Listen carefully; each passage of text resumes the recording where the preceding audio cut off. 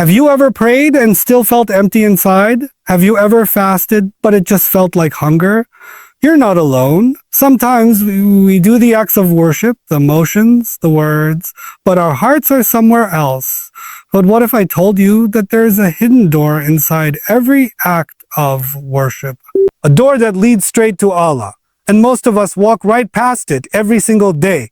In today's world, especially in places like the US, the UK, and Canada, we're surrounded by distractions.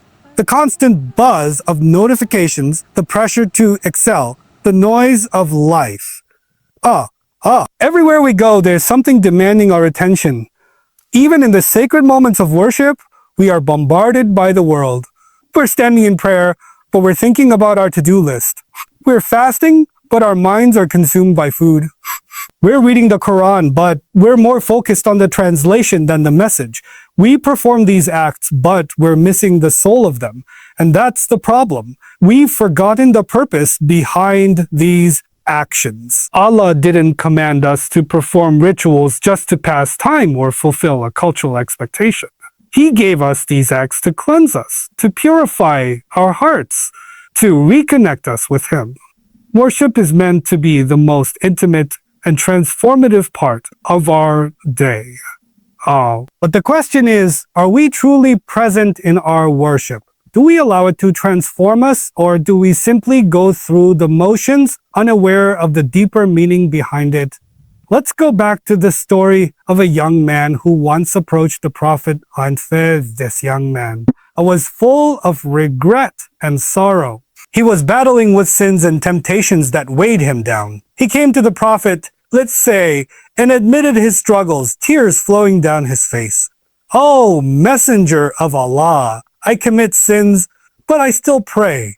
Imagine that moment.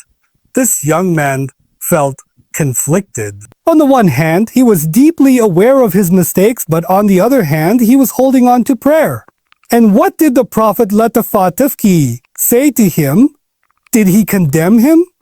Did he tell him to stop praying until he was better? No, the Prophet FD told him something profound. Your prayer will one day stop you from sinning. What does that mean?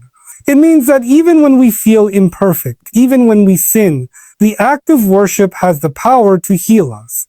It may not happen immediately, but worship is a process.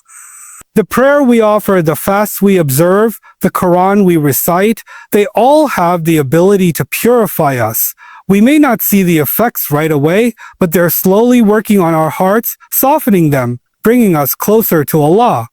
It's not about perfection, it's about connection. And through that connection, Allah will gradually guide us to the right path. You see, when we say Allahu Akbar in prayer, it's not just a phrase. It's a declaration. It's a statement that Allah is greater than everything else in our lives, greater than our struggles, greater than our distractions, greater than our anxieties, greater than our possessions. When we say those words, we're acknowledging that we are standing before the Creator of the heavens and the earth, the one who controls all things. And yet, how often do we say Allahu Akbar without truly feeling it? How often do we say it? And our hearts are still tethered to the worries of this world.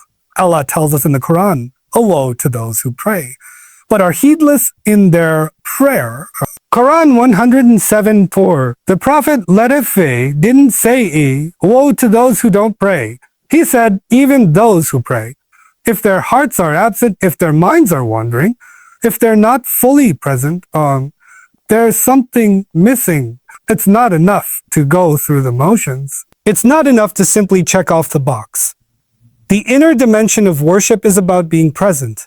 It's about letting go of the world for a moment and immersing yourself in the worship of Allah. Think about this.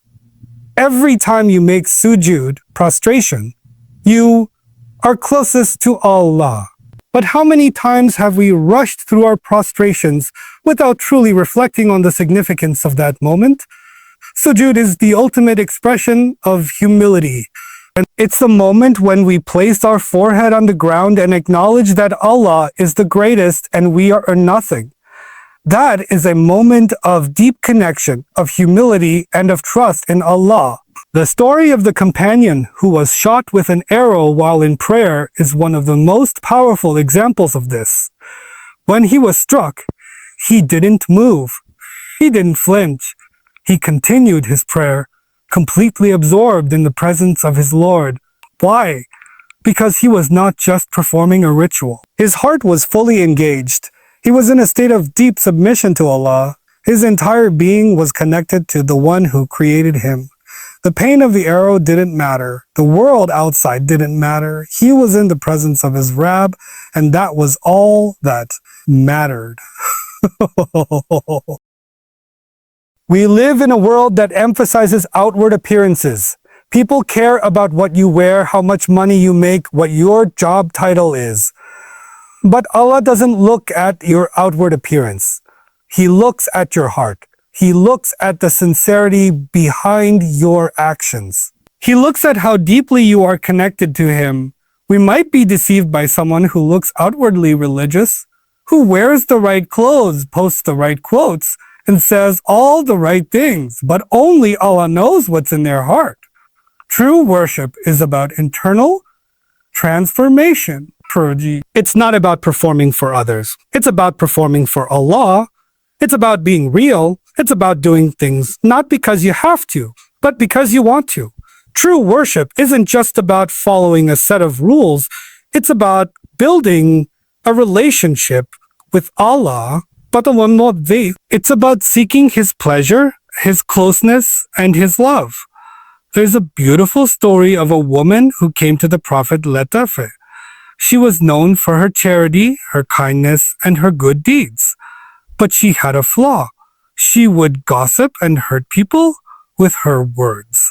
The Prophet Letafe told her that her good deeds would not be accepted as long as she continued to harm others with her tongue.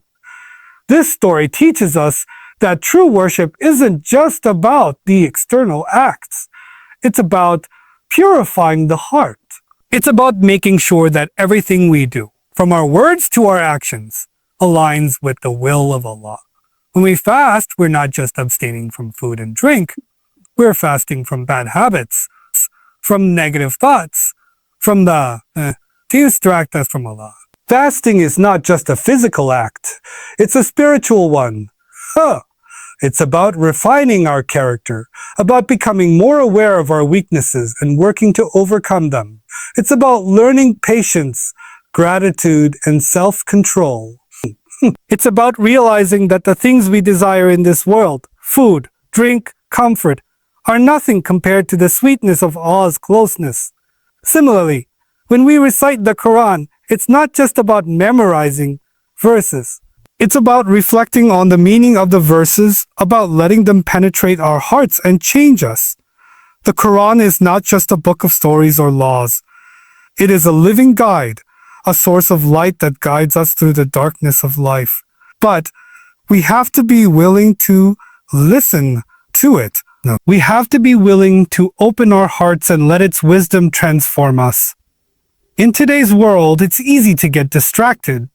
It's easy to get caught up in the rush of life. But we have to remind ourselves that true success is not measured by the number of likes we get on social media, the promotions we earn at work, or the things we acquire. True success is measured by how close we are to Allah. True success is found in sincerity, in the quiet moments of worship, in the silent does, in the heart that seeks only Allah's pleasure.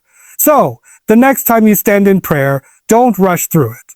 Pause, reflect, be present. The next time you fast, don't just focus on the hunger. Focus on the purpose behind it. The next time you recite the Quran, let it touch your heart. Let it speak to you. Worship, when done with sincerity, is the most powerful tool for transformation. It is the key to unlocking the hidden dimensions of your soul. It is the path to Allah's mercy and forgiveness.